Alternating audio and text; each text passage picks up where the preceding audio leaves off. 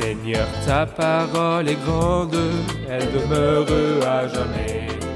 Ta parole est infaillible, rien ne peut la supprimer. Bienvenue à vous, chers téléspectateurs, ainsi qu'à tous nos téléspectateurs dans le monde entier, dans un nouvel épisode de notre émission d'études quotidiennes Toute la Bible. Dans notre étude du livre des Actes des Apôtres, nous sommes arrivés au chapitre 27, l'avant-dernier chapitre de ce grand livre. Aujourd'hui, nous allons parler du voyage de Paul à Rome pour être jugé devant l'empereur. Permettez-moi d'abord d'accueillir notre invité au studio, le frère Youssef Riyad. Bienvenue, frère Youssef. Merci, frère Hayat. Nous nous réjouissons d'étudier avec vous. Que Dieu vous bénisse. Bienvenue aussi à nos invités, honorés de vous avoir. Frère Youssef, donnez-nous une idée du chapitre 27. Eh bien, le chapitre 27 nous raconte l'histoire du voyage de l'apôtre Paul de Césarée à Rome. Un voyage avec de nombreux dangers. L'apôtre Paul a été exposé à beaucoup de dangers. Cependant, Paul s'est caractérisé tout au long du voyage par son calme et sa confiance, parce que le Seigneur lui avait dit « Il faut aussi que tu rendes témoignage de ce qui me concerne à Rome ». C'est pourquoi il était très confiant qu'il arriverait à Rome. Mais après des circonstances qui étaient difficiles et pénibles, la Bible nous dit qu'un ange de Dieu auquel il appartient et qu'il sert lui est apparu et l'a encouragé à nouveau pendant le voyage en disant « Paul, n'aie pas peur ». Il lui a aussi promis que non seulement il arriverait à bon port, mais voici que Dieu t'accorde la vie de tous ceux qui naviguent avec toi. Et à la fin du chapitre, nous voyons que le bateau a fait naufrage, comme l'a dit Paul. Mais tous ceux qui étaient dans le bateau, malgré les risques nombreux et énormes, sont parvenus sains et saufs à terre. Frère Youssef, vous avez dit dans l'introduction que le Seigneur avait dit à Paul « Il faut aussi que tu rendes témoignage de ce qui me concerne à Rome ». Le bateau était en danger pendant le voyage et il a failli couler, et toutes les personnes à bord ont failli se noyer. Mais qu'est-ce qui a donné à Paul la certitude qu'il arriverait et témoignerait? La promesse que Dieu lui avait faite. La parole du Seigneur. Parfait. La parole du Seigneur est suffisante pour rassurer tous les croyants. D'accord. Dans cette optique, pourriez-vous encourager les croyants? Y a-t-il de promesses faites par le Seigneur comme quoi nous arriverons, malgré toutes les difficultés, les épreuves, les persécutions, les brûlures, les meurtres, les effusions et tout ce que nous voyons, y a-t-il des garanties que nous arriverons? En fait, il y a de nombreuses garanties dans toute la Bible, en long et en large. Jésus a dit que nous aurons à souffrir dans le voyage. Mais il nous dit « Prenez courage, moi j'ai vaincu le monde ». Et il nous a dit « Je vais vous préparer une place, et puisque je vais vous préparer une place, je viendrai aussi et vous prendrez auprès de moi. » Ce n'est en fait qu'une petite partie des promesses qui n'ont ni commencement ni fin, que le voyage est douloureux et difficile, mais que nous ne sommes pas abandonnés de Dieu, et que notre arrivée en toute sécurité dans la gloire est assurée. Car il a donné des garanties et il les C'est maintient. vrai. Certains disent que le voyage de Paul à Rome est le 4e voyage missionnaire. Il a fait 3 voyages auparavant et il allait certainement témoigner et prêcher au cours de ce voyage. Dans quelle mesure êtes-vous d'accord avec cette appellation? Eh bien, c'est sans doute un voyage et sans doute missionnaire, mais elle ne partira pas d'Antioche comme c'est la coutume pour tous les voyages. Paul était contraint à ce voyage parce qu'il était emprisonné, il était enchaîné. Il arrive alors à Rome et il reste 2 ans rencontrant des gens et leur prêchant. L'apôtre Paul, qu'il soit en voyage missionnaire ou en prison, absolument personne ne pouvait l'empêcher de témoigner. Et il saisissait toutes les occasions pour témoigner. Mais je ne suis peut-être pas tout à fait d'accord avec l'appellation de 4e voyage missionnaire. Mais il ne fait aucun doute que l'apôtre Paul prêchait partout où il se trouvait. Est-ce parce que le voyage missionnaire ou la mission en général doit partir de l'Église et être soutenu par l'Église? C'est vrai, c'est-à-dire que cela n'a pas été le cas dans ce voyage. S'agit-il d'exploiter les circonstances et les difficultés Exactement. pour rendre témoignage au Parfait. Christ? En parcourant les versets, nous arrivons au verset 3 qui dit « Le jour suivant, nous avons abordé à Sidon. Julius, qui traitait Paul avec bienveillance, lui a permis d'aller chez ses amis et de recevoir leurs soins. » Pourriez-vous nous parler de l'autorité de Dieu sur les circonstances? Cet officier, Paul, était prisonnier. Et les prisonniers étaient traités de manière inappropriée sur le bateau sur lequel il voyageait pour être jugé. Comment Dieu est-il intervenu pour encourager son serviteur? Ce n'est pas seulement celui-là, frère Ayad, dont l'attitude était positive. Mais il faut noter que tous les officiers mentionnés dans le Nouveau Testament ont eu des attitudes merveilleuses et positives. Prenons par exemple Matthieu 8, il est question d'un officier.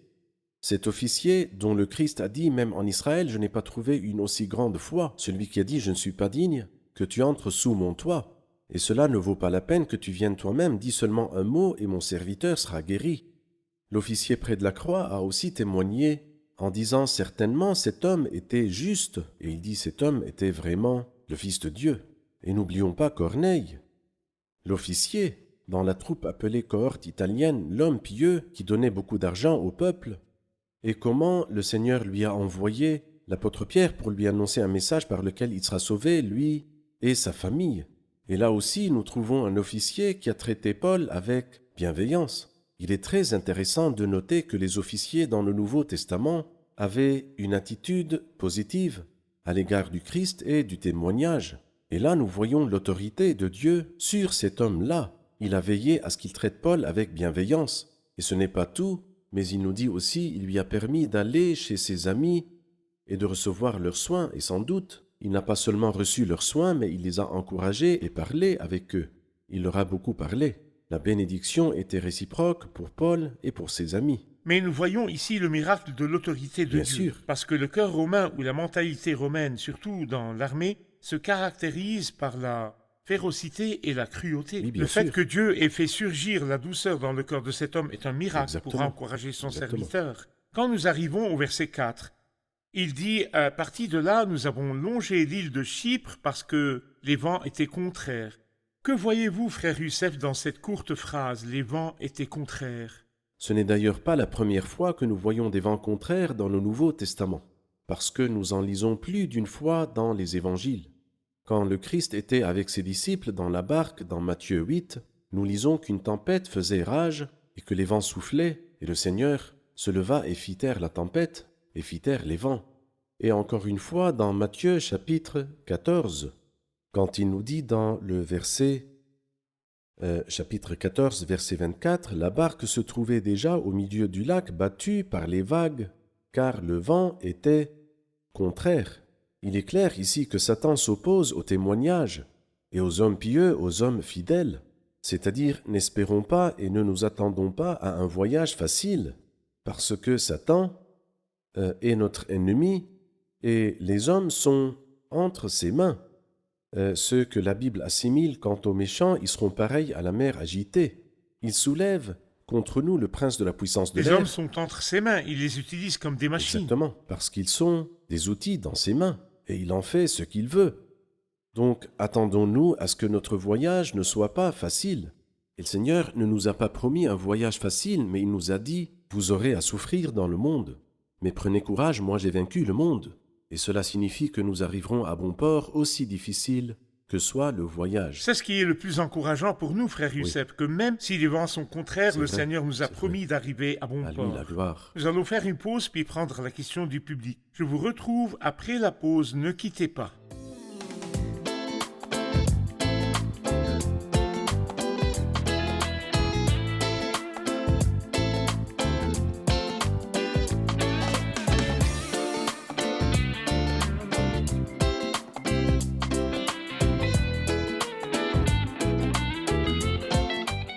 Nous revoici, chers téléspectateurs, pour prendre la question du public. Bienvenue au public. La question?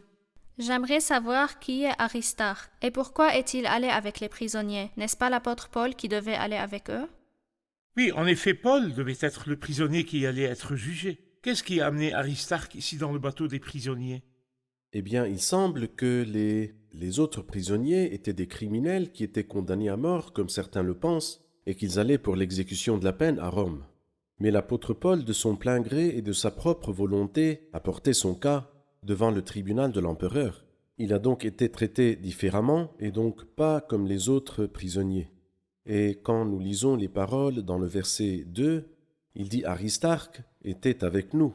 Et nous déduisons du mot « était avec nous » que Luc aussi était avec l'apôtre Paul. Alors Paul est allé parce qu'il en avait appelé à l'empereur, et son compagnon de voyage était Luc qui n'a jamais mentionné son nom en raison de son humilité, mais il mentionne le nom d'Aristarque.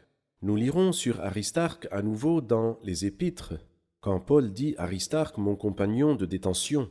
Il a accepté de son plein gré d'être prisonnier pour être le compagnon de Paul. Mais nous ne savons pas s'il a été vraiment inculpé, probablement pas.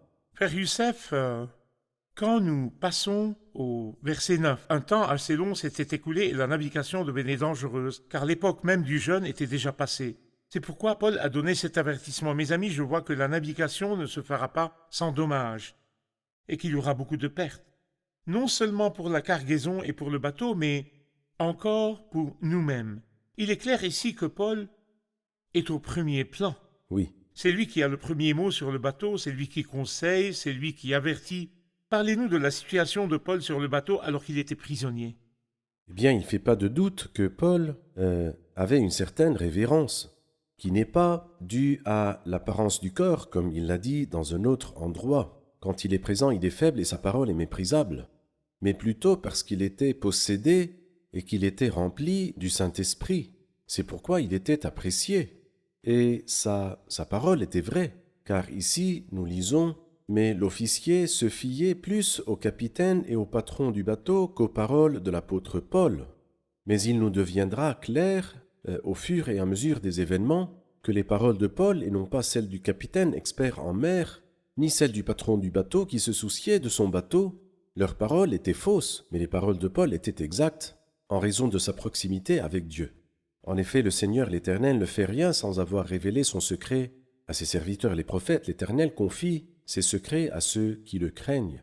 Frère Youssef, quand nous passons au verset 13, un léger vent du sud s'est mis à souffler, et se croyant maîtres de leur projet, ils ont levé l'ancre et ont longé de près l'île de Crète. Il est clair que les choses s'amélioraient pour eux et qu'ils mettaient leur espoir dans ce vent soudain. Mais bientôt, un vent violent qu'on appelle Eurachylon s'est déchaîné. Je voudrais en tirer une leçon pratique pour ceux qui peuvent baser leurs décisions dans la vie sur des indicateurs qui pourraient être bons au début, mais soudain les choses se retournent contre eux. Il y a beaucoup de choses sur lesquelles nous fondons des espoirs, mais elles s'avèrent être une illusion. Et en vérité, tout ce qui est en dehors de la parole de Dieu et de la personne du Christ, tout est illusion qui disparaît, mais c'est toi la vérité. Un chanteur chrétien a dit « Mon Christ, mon rocher demeure et tout le reste n'est que sable ».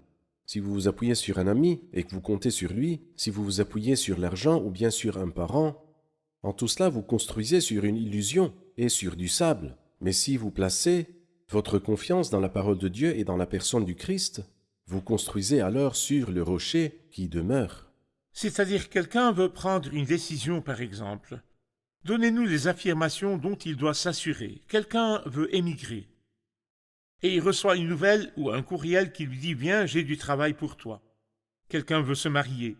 Et il reçoit des nouvelles très simples comme le léger vent du début. Il a vu une belle fille et a su qu'elle était une belle fille croyante. S'agit-il de garantie que son voyage arrivera à bon port? En fait, non. Par exemple, quand il dit « Ne vous inquiétez de rien », mais en toute chose par des prières et des supplications dans une attitude de reconnaissance. Reconnais-le dans toutes tes voies. Combien plus dans les décisions cruciales comme celles que vous avez mentionnées, l'émigration, ou bien le changement de pays, ou le mariage, le voyage de toute une vie. Cela ne devrait jamais être basé sur des informations que j'ai reçues, mais plutôt sur une paix du cœur après avoir prié le Seigneur. Je prie et je soumets la question à Dieu et je n'agis que lorsque Dieu me donne un signal positif pour agir. Au verset 20, le soleil et les étoiles ne nous sont pas apparus pendant plusieurs jours, et la tempête a été si forte que finalement nous avions perdu tout espoir d'être sauvés. Parlez-nous des moments où le voyage du croyant est sombre et nuageux. Il ne voit ni soleil, ni étoiles, ni rien du tout. Comment ces moments amènent-ils la dépression dans le cœur du croyant jusqu'à ce qu'il perde tout espoir d'être sauvé?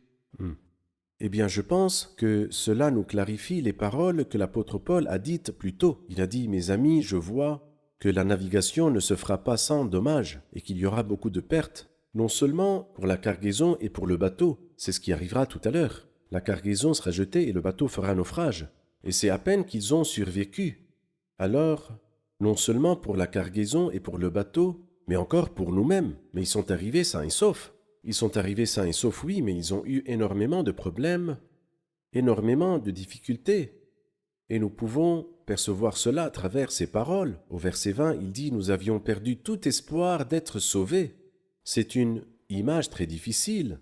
Je ne sais pas combien de téléspectateurs ont eu une expérience en mer. Personnellement, j'ai vécu des expériences douloureuses en mer, car j'avais l'habitude de voyager en mer. Et c'était terrifiant quand la tempête se levait, c'était terrifiant dans tous les sens du terme. Mais nous n'avons pas vécu ce que Paul a vécu ici, que le soleil et la lune et les étoiles ne sont pas apparus pendant plusieurs jours. Bien sûr, c'est très terrifiant. Et moi, je pense que pendant notre voyage vers le ciel, nous passerons par des jours où l'ennemi du bien intensifiera ses attaques contre nous, et que nous perdions tout espoir, nous perdions toute lumière. Ce sont des jours difficiles, mais Dieu merci, car ce qui est beau, c'est que Dieu est un Dieu fidèle, car dans ces circonstances difficiles, nous lisons sur l'intervention de Dieu, l'apparition de Dieu sur la scène et les paroles de Dieu à l'apôtre Paul, qui ont complètement changé l'attitude de Paul, et Paul a même pu changer l'attitude de ceux qui naviguaient avec lui. Parfait. Nous allons faire une pause puis prendre la question du public. Chers téléspectateurs, je vous retrouve après la pause. Ne quittez pas.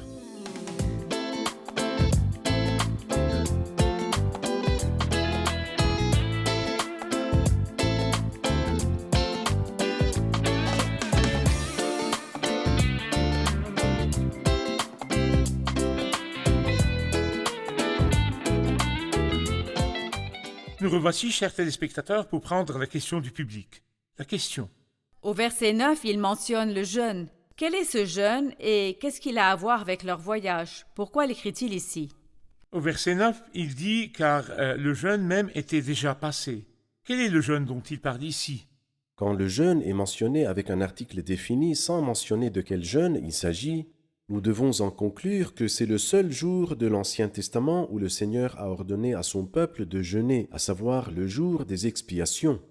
Pourquoi ce jour est-il mentionné ici? Quelle est la valeur ou la signification historique de la mention du jeûne ici? Ce qu'il voulait nous dire, c'est que l'hiver était à la porte, parce que le jour des expiations tombait au 10e mois, vers la fin du 10e mois. Et cela signifie que l'hiver approchait, et c'est pour cela, car le jeûne même était déjà passé, c'est pourquoi Paul a donné cet avertissement en leur disant « Mes amis, la navigation en hiver comporte des risques et je vous conseille de ne pas naviguer en hiver. » Mais malheureusement, ils ont insisté à naviguer. Et nous lisons à nouveau au verset 12 que le port n'était pas approprié pour hiverner. Ils vinrent donc à Phénix afin d'y passer l'hiver.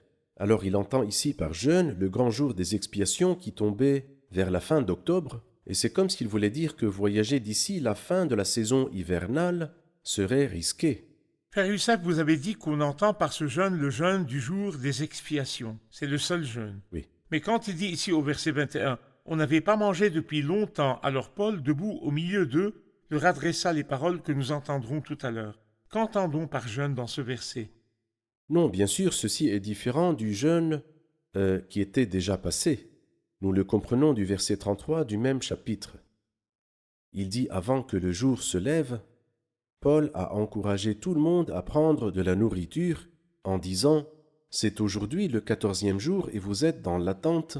Vous êtes dans l'attente sans manger et sans rien prendre. Je vous invite donc à prendre de la nourriture, car cela est nécessaire pour votre salut et aucun de vous ne perdra un cheveu de sa tête. » Face au terrible tourbillon et face à l'absence absolue de lumière, ils vivaient dans les ténèbres nuit et jour.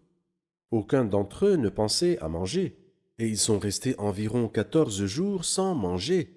Bien sûr, c'est terrible. Qui peut manger dans de telles circonstances? C'est à peine qu'ils vont boire un peu d'eau, et s'ils ont de l'eau. Mais dans la peur, dans la terreur et dans l'attente de la mort à n'importe quel moment, qui pensera à manger? Mais ce n'est pas le jeûne que... Ce n'est pas un jeûne rituel lié à l'une des fêtes. Non. Parfait. Avant la pause, nous avons parlé de leur situation, du fait que le soleil ne leur apparaissait pas et qu'il n'y avait pas d'étoiles ni de lune et qu'ils avaient perdu tout espoir d'être sauvés. Mais le Seigneur est intervenu. Il nous dit ici au verset, dans la suite du verset 21, « Mes amis, il aurait fallu m'écouter et ne pas quitter la Crète afin d'éviter ses dommages et ses pertes. Mais maintenant, je vous invite à prendre courage, car aucun de vous ne perdra la vie, seul le bateau sera perdu. En effet, un ange du Dieu auquel j'appartiens et que je sers m'est apparu cette nuit et m'a dit « Paul, n'aie pas peur, il faut que tu comparaisses devant l'empereur, et voici que Dieu t'accorde la vie de tous ceux qui naviguent avec toi. » Parlez-nous de l'intervention de Dieu et de ce message qu'il a envoyé à Paul à ce moment-là. Je voudrais dire tout d'abord qu'il y a une grande différence et un contraste total entre deux voyages, l'un dans l'Ancien Testament et l'autre dans le Nouveau. Le voyage de Jonas dans l'Ancien Testament. Dans ce voyage de Jonas, un tourbillon et une si grande tempête s'abattent sur le bateau. Et les gens dirent « Venez, tirons au sort pour savoir qui nous attire ce malheur. Qui nous attire ce malheur ?» Et il s'est avéré malheureusement que celui qui leur a attiré ce malheur était Jonas, le prophète. Ici, c'est le contraire, un grand tourbillon. Mais il y a quelqu'un qui a amené la bénédiction. Et qui est-ce? C'est l'apôtre Paul. Un homme pieux qui craint Dieu, qui est rempli de l'Esprit de Dieu. Dieu lui apparut et lui dit des paroles merveilleuses. Et il lui dit notamment « Dieu t'accorde la vie de tous ceux qui naviguent avec toi ». Ce que je veux dire, c'est que le croyant peut être dans l'une de deux situations. Il peut être un malheur pour les personnes qui sont autour de lui s'il est dans la désobéissance, comme l'était Jonas. Et il peut être une bénédiction pour son entourage s'il est sur le chemin de l'obéissance. Et c'est une question que je pose à tous ceux qui m'écoutent. S'ils sont de vrais croyants, êtes-vous une bénédiction dans le milieu où vous êtes? Ou êtes-vous un malheur parce que vous désobéissez à la parole de Dieu? Mais quel est l'encouragement que le Seigneur a donné à son serviteur Paul par ces paroles? Eh bien, il lui a confirmé encore une fois, de peur qu'il n'oublie, car nous avons tendance à oublier. Face aux circonstances difficiles, nous oublions ses anciennes promesses. Il les lui a donc répétées. Il lui dit « Tu comparaîtras devant l'empereur. Et tu n'arriveras pas seul, sain et sauf, pour comparaître devant l'empereur, mais pour toi, je t'accorde la vie de tous ceux qui naviguent avec toi. » Et c'est ce qui y arriva, comme nous le verrons à la fin du chapitre. Que voyez-vous, frère Youssef, dans la déclaration de Paul, un ange du Dieu auquel j'appartiens, et pas seulement du Dieu que je sers? Oui, avant de dire que je sers, il dit auquel j'appartiens. J'appartiens à ce Dieu. Il y a un beau verset dans le psaume 119, le verset 94, où le psalmiste dit « Je t'appartiens, sauve-moi.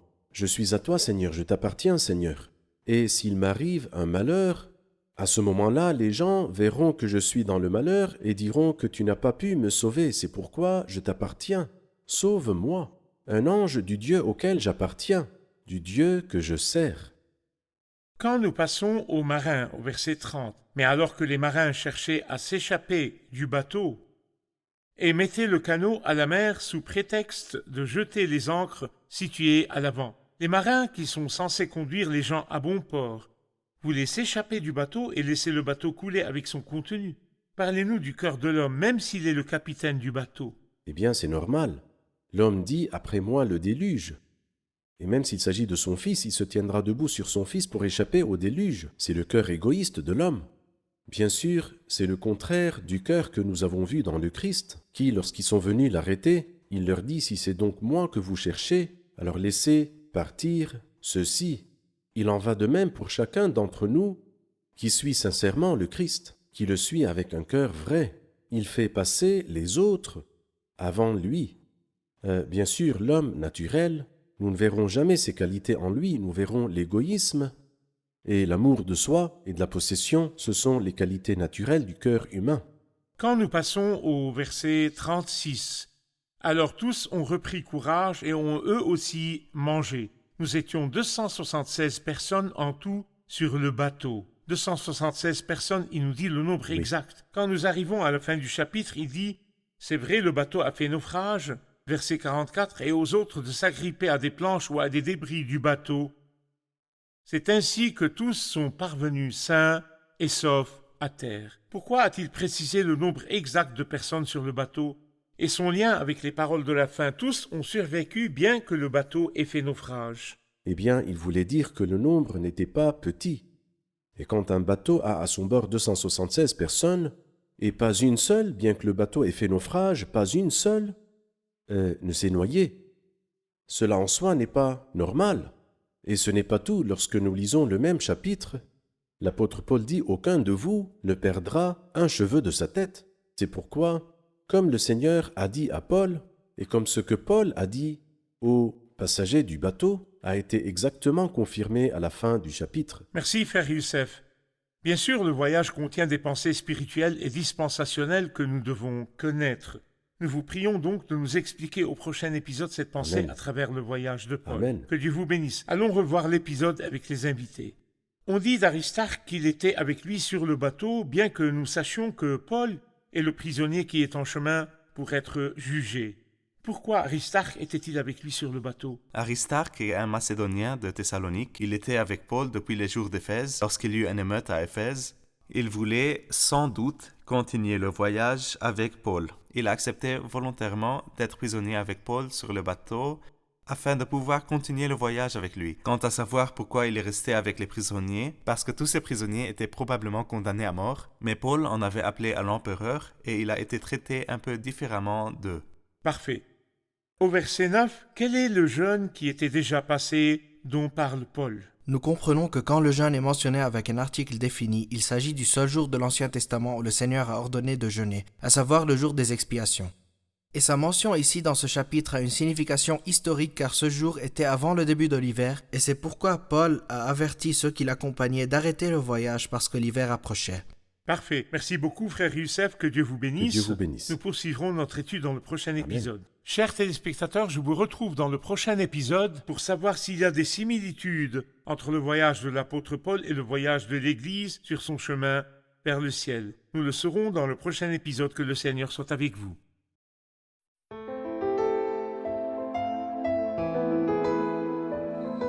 Seigneur, ta parole est grande, elle demeure à jamais. Ta parole est infaillible, rien ne peut la supprimer.